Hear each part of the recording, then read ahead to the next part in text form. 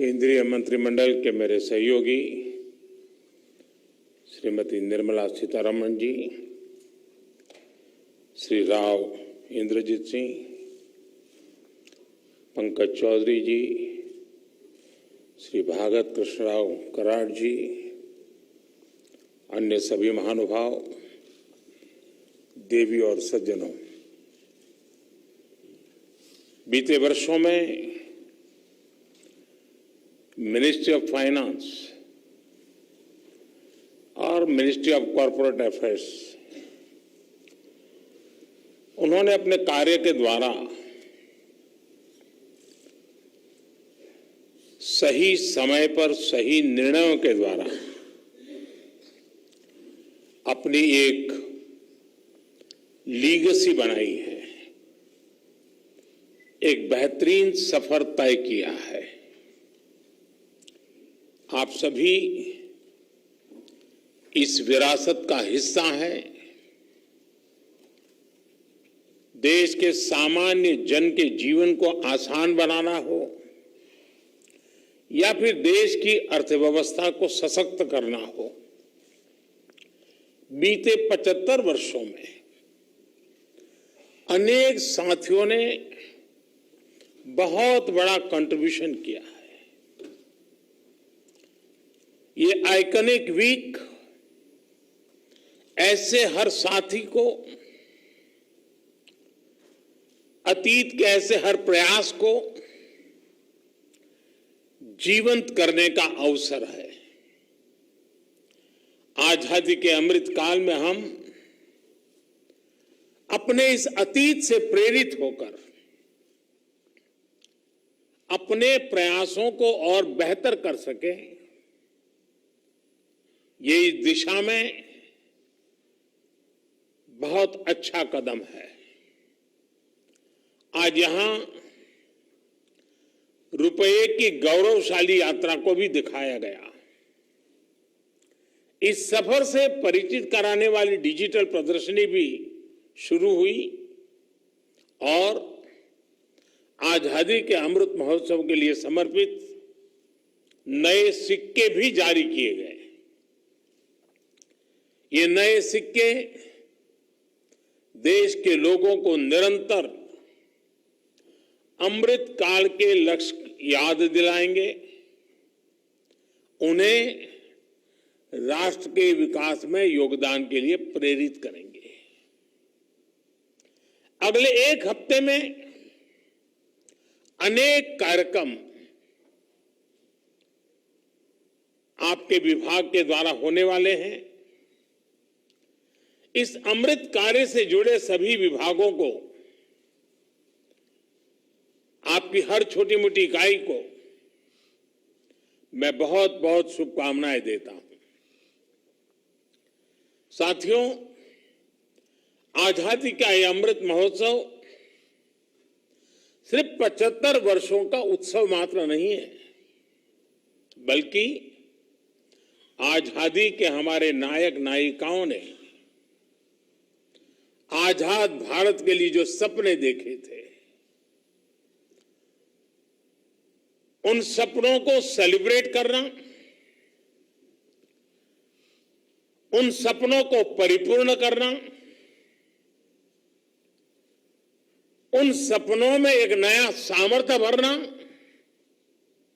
और नए संकल्प लेकर के आगे बढ़ने का यह पल है।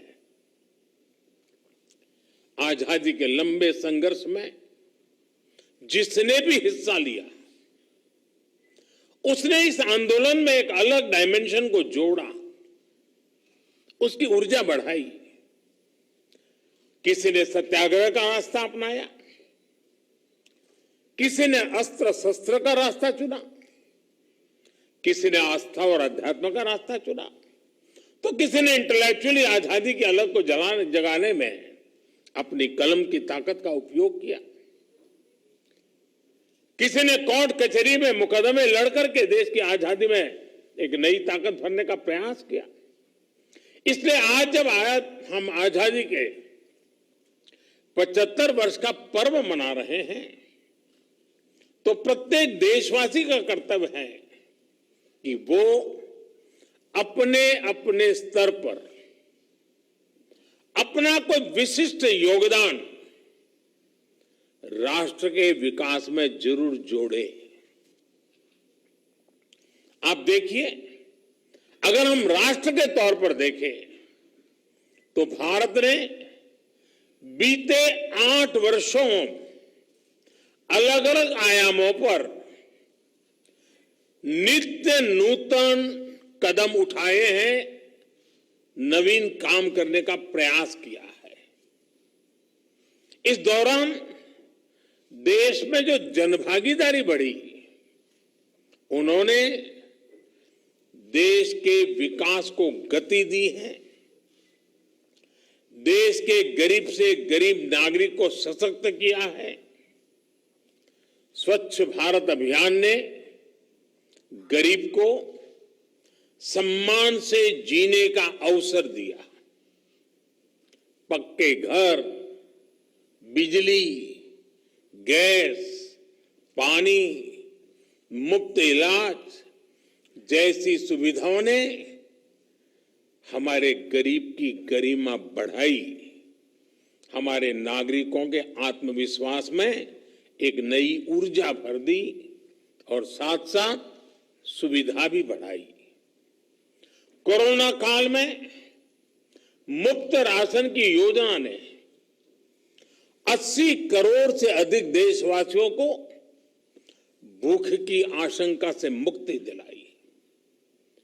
देश के आधे से अधिक आबादी जो देश के विकास के विमर्श से, फॉर्मल सिस्टम से वंचित थी, एक्सक्लूडेड थी, उसका इंक्लूजन हमने मिशन मोड पर किया। फाइनेंशियल इंक्लूजन का इतना बड़ा काम इतने कम समय में दुनिया में कहीं नहीं हुआ है।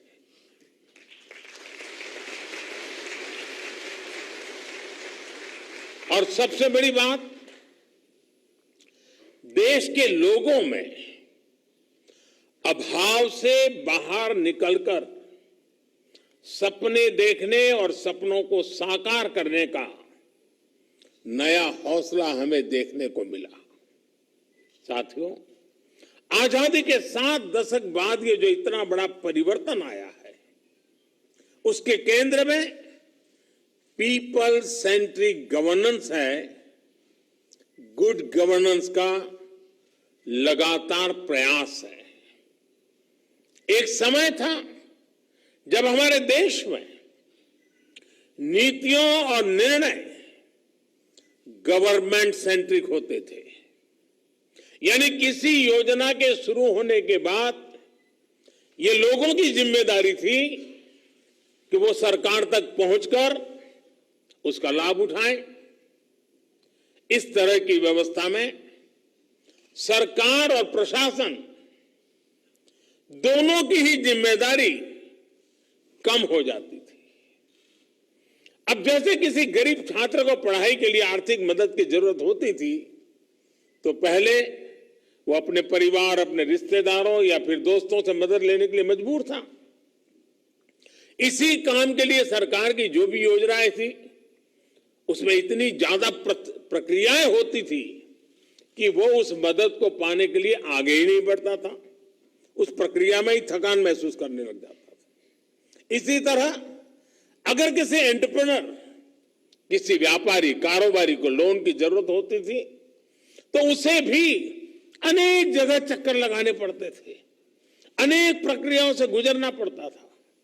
अक्सर ये भी होता था कि अधूरी जानकारी की वजह से वो मंत्रालय की वेबसाइट तक भी नहीं पहुंच पाता था। ऐसी मुश्किलों का नतीजा ये होता था कि छात्र हो या व्यापारी अपने सपने बीच में ही छोड़ देता था, उन्हें पूरा करने के लिए कदम ही नहीं उठाता था।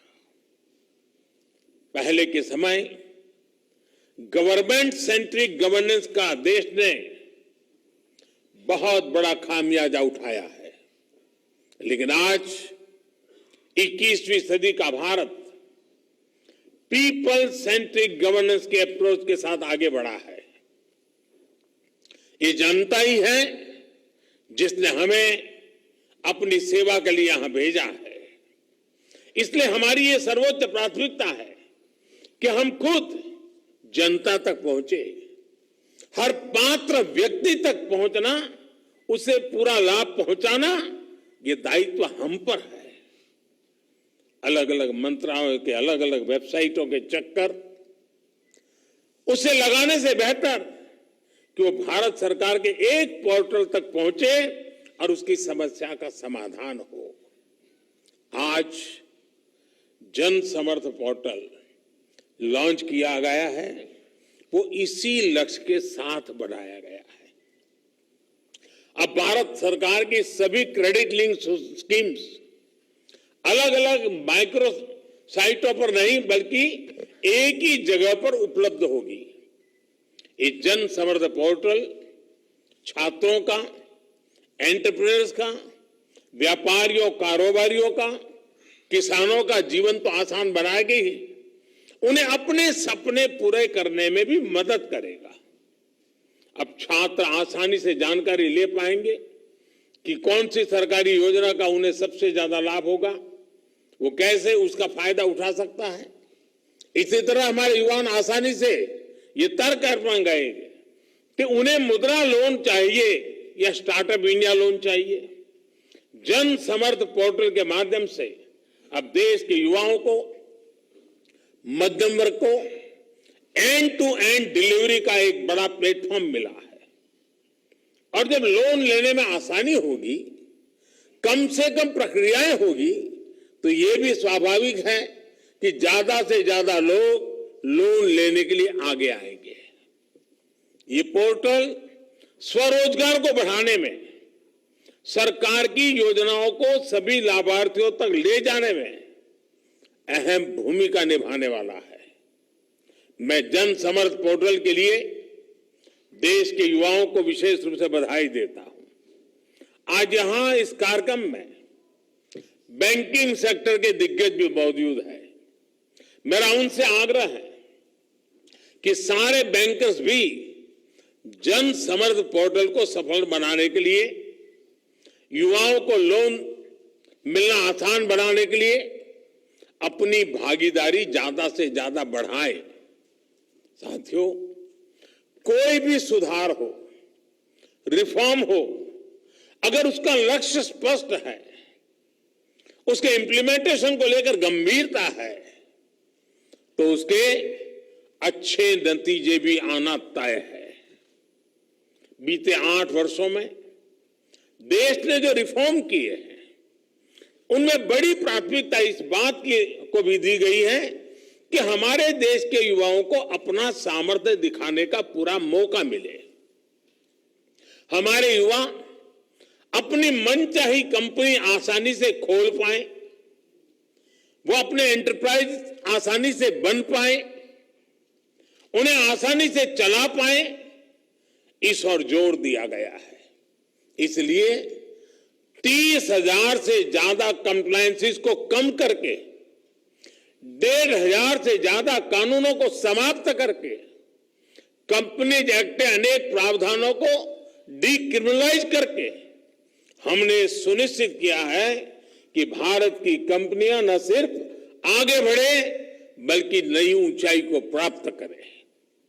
साथियों, रिफॉर्म्स यानी सुधार के साथ ही हमने जिस बात पर फोकस किया वो है सरलीकरण, सिंप्लीफिकेशन। केंद्र और राज्य के अनेक टैक्सों के जाल की जगह अब जीएसटी ने ले ली है और इस सिंप्लीफिकेशन का नतीजा भी देश देख रहा है। अब हर महीने जीएसटी कलेक्शन 1 लाख करोड़ से रुपए के पार जाना सामान्य बात हो गई है। ईपीएफओ रजिस्ट्रेशन की संख्या में भी हम लगातार बढ़ोतरी देख रहे हैं। सुधार, सरलीकरण से आगे बढ़कर अब हम सुगम व्यवस्था का निर्माण कर रहे हैं। जेम पोर्टल की वजह से एंटरप्रेन्योर्स और एंटरप्राइज के लिए सरकार के अपना प्रोडक्ट बेचना बहुत आसान हो गया है। इसमें भी खरीद का आंकड़ा 1 लाख करोड़ को पार कर रहा है। आज देश में निवेश करने के लिए कहां कहां संभावनाएं हैं, वो जानकारी इन्वेस्ट इंडिया पोर्टल के माध्यम से आसानी से उपलब्ध है।